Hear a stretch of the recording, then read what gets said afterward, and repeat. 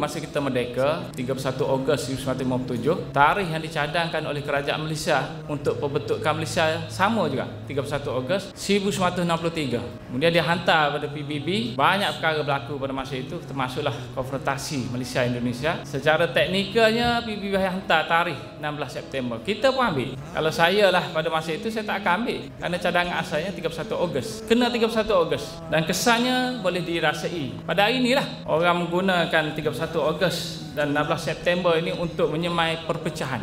Tak mahu sambut 31 Ogos, nak sambut 16 September.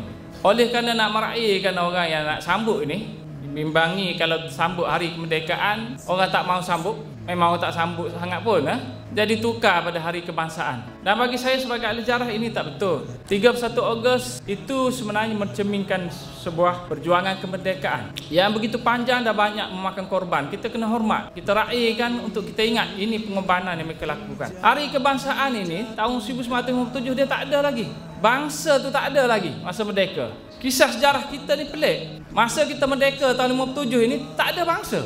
Patut ada bangsa dahulu. Tak ada bangsa. Kerana kita telah menerima sejumlah 1.8 juta orang baru dalam bentuk kerakyatan baru. Dan nak sebut apa pun tak tahu. Nak sebut Malayan tak kena, nak sebut Melayu tak kena. Bangsa apa pada masa itu. Jadi dari segi sejarahnya, bila kita sebut kebangsaan, dia tak kena pada tempatnya. Kecuali yang 16 September ini diubah pada 31 Ogos. Semua orang akan sambut. Dan perpaduan itu adalah elemennya. Sekarang ni dia jadi elemen pemisahan, perpecahan. Itu sebagai mukadimah lah.